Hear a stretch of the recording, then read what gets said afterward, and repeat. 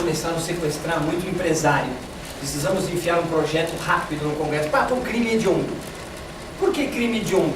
Porque o crime hediondo não vai lhe dar progressão, ou seja, o cara vai ficar mais tempo preso. Ah, agora tem a pedofilia. Pedofilia existe desde que o bispo e o Fernando estão sozinhos na ilha. Não enlouquece não. É só pegar livro e ler. Livros e mais livros e mais livros de história estão escritos lá. Tirou as igrejas, estava cheio de cadáverzinho de criança lá. Sabe o que era aquilo? Aquilo era aborto de freira. E eu não estou falando aqui de igreja católica, de não sei o que, de protestante, de bispo, de diácono. Crédulo é cada um, você tem que respeitar, ponto. Cada um tem que ter o crédito que quiser. Eu estou falando é de fato, eu estou falando é de história. Eu estou falando que você vai lá e arranca a igreja e lá embaixo está cheio de ossadas de crianças. Sabe por quê? Porque os padres transavam com as freiras e não tinham problema. E não sei o que. Isso sempre foi assim. Só que agora não, agora é pedofilia, essa situação, tomem cuidado. Então assim, a mídia cria todos esses monstros aí para que a gente... Mas isso já existe. Lá dos tempos áureos já existe. Essa situação de você economizar muito, gastar muito, tudo isso. Só que vai flutuando. Em função do quê? Em função de uma série de coisas. Ah, fala uma outra coisa que surgiu aí recentemente. O direito ambiental. Por quê? Porque a pessoa fumava, a pessoa bebia, a pessoa fazia tudo. Agora, o poder constituído, ele faz conosco o que ele quer. Ah, me dê um exemplo, eu lhe dou. Se você andar sem cinto de segurança no estado de São Paulo, como a senhora chama? Dona Michele, se a senhora andar sem cinto de segurança no estado de São Paulo, o que acontece com a senhora? Ela leva uma multa. Né, Isabel? Agora, Isabel, se você ficar parada na Avenida Paulista, vai passar um ônibus, 40 pessoas de pé, sem cinto de segurança, por que eles não levam multa? Será que eles estão correndo menos risco que eu? Dentro do meu carro? É claro que não. É claro que não, porque senão o poder público vai ter que multar ele mesmo. E aí ele vai quebrar, porque ele vai ter que criar mais ônibus, porque todo mundo vai ter que andar sentado, e vai ter que ter cinto de segurança para todo mundo. Então, quer dizer, o cara passa com um ônibus entupido de gente correndo um risco altíssimo, porque lá eu tenho várias pessoas, eu posso bater o ônibus lá e morrer 30 pessoas, eu no meu carro sentado, só porque eu não estou com cinto, eu tomo multa. Eu não vou nem entrar no meio se está certo ou se está errado, mas... Então você tem que parar o ônibus e falar, o senhor está multado, eu vou botar aqui, dar 40 multas para o poder público aqui. Mas não é assim, né? Porque eles não têm ônibus para fora. E aí como é que faz? Não luta, ninguém falou nada, vamos ficar quietos. O dia que a Globo falar disso aí, a gente não faz. Por enquanto deixa assim. Por quê? Porque eles não têm transporte público suficiente para as pessoas. Eu queria só dar um panorama geral para você do direito, para você perceber o seguinte, que o direito está desde o momento que você levanta até a hora que você dorme. E quando você nasce, até o momento que você morre. Porque o primeiro artigo aqui fala que você tem direitos quando você nasce. E o último artigo aqui fala que os seus herdeiros têm direito quando você morre. Que é a herança. Que aí começa a fazer inventário e tal, e o ciclo continua. Isto posto, falei aqui de algumas coisas interessantes. Eu queria agora enfocar naquilo que a gente veio bater um papo hoje. Alguém quer fazer algum comentário? Alguém tem alguma dúvida? Alguém quer fazer alguma pergunta? Vambora. Vamos falar da responsabilização. Vamos falar do assédio moral e do assédio sexual. Vamos falar da terceirização. Vamos falar da segurança. Isso é o que eu preparei, isso é o que foi sugerido pela nossa digníssima diretora e por Isabel, por Fernando. Então vamos lá. Vocês querem começar por qual tema? Pode escolher, porque eles se interagem. Escolhe um, Roberto. É a questão de terceirização. Vamos falar da terceirização. Muito bem. Eu já combinei isso com o Roberto lá. Pensa que foi assim, né? Tá tudo já. Está no script. Já estava no script. Então vamos falar de terceirização. Olha que interessante. Terceirização. Eu prometo para vocês que eu não vou abrir isso aqui, é só para fazer. Vai ficar essas porcarias. O que acontece? Terceirização. É bom ou é ruim? Eu tenho uma opinião. Vou externar no final da minha exposição. Cada um tem uma opinião. Vou dar um exemplo para vocês de uma coisa sadia, vou dar um exemplo para vocês de uma coisa ruim. Depois vocês vão tomar as suas decisões. Imagina o seguinte. Alguém já tomou táxi aqui no ABC? Vocês já tomaram na ABC Rádio Táxi? É uma cooperativa. Quem é o advogado da cooperativa ABC Rádio Táxi? Esse que vos fala. É um exemplo de sucesso. Por quê? Criaram uma cooperativa com o fim de gerar lucros para todos os cooperados taxistas.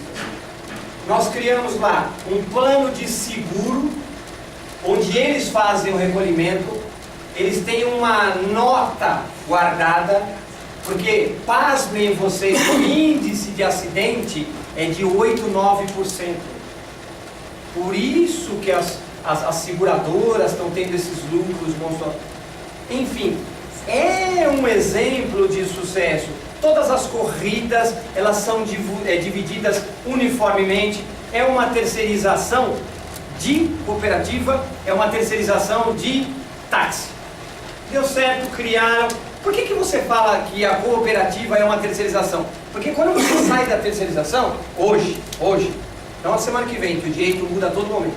Hoje, embaixo da terceirização, você tem prestador de serviço, cooperativa, você tem representante, você tem agregados e outros. Está tudo aqui embaixo. Ah, mas quais? Me dá um exemplo de um risco aí. Eu vou dar para vocês. Eu assessoro uma cooperativa que o cidadão morreu aqui no apartamento de alto padrão na Moca, fazendo lá a limpeza do tubo lá. O cara morreu. Ah, morreu, tá. Quem era o cara? Eu vou falar uma coisa para vocês.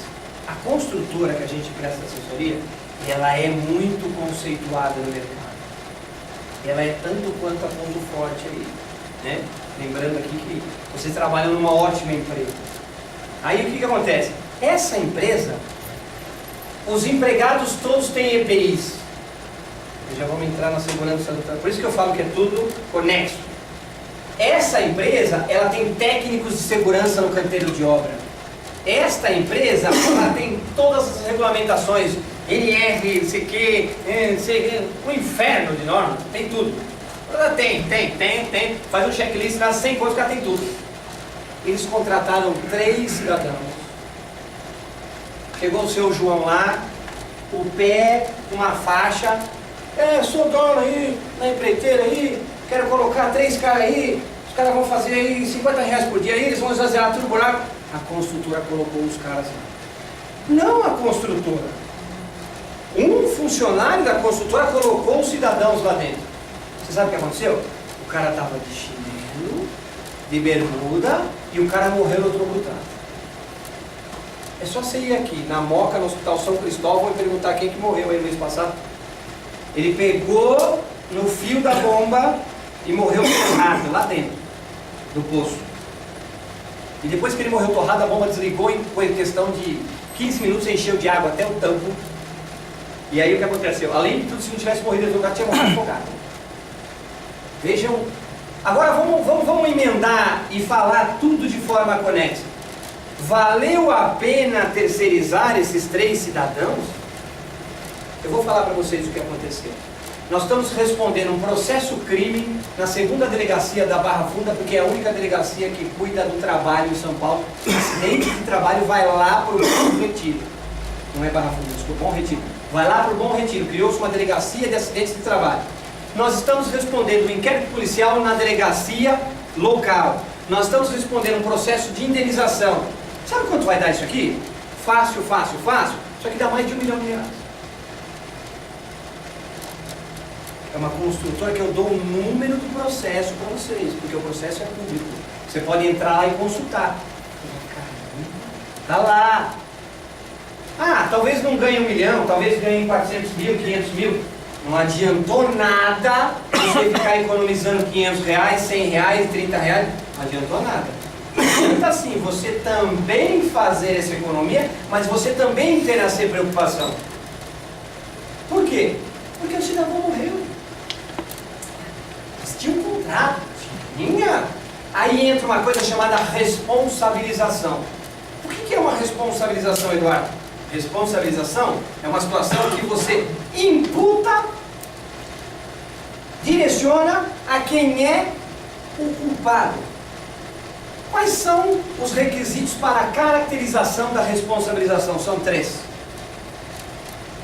Você tem que ter o fato danoso gerado por uma ação ou por uma omissão. Por quê? Porque você pode se omitir e também gerar um fato danoso. Aquele cidadão que vocês viram na televisão lá, que ele atropelou um monte de ciclista e fugiu, o que aconteceu com ele? Crime omissivo, por omissão de socorro. O que aconteceu com ele está guardado lá, nas grades lá. Então, primeiro requisito, uma ação ou uma omissão. Segundo, nexo causal. Ou seja, por que aconteceu? Foi daquilo? Foi da relação? Terceiro, fato danoso, nexo causal. Terceiro, culpa, apura-se a culpa. Me dá um exemplo agora para me entender isso aí. Te dou. Avião Tatam. O avião Tatam estava voando e tal. Quando caiu esse avião em 17 de julho, que foi no dia do meu aniversário, por isso que eu esqueci, tinha um aluno meu do 10º semestre, ele estava se formando, ele morreu lá dentro. E aquilo ficou gravado, uma coisa meio triste na minha vida. Mas é assim, de quem é a responsabilidade?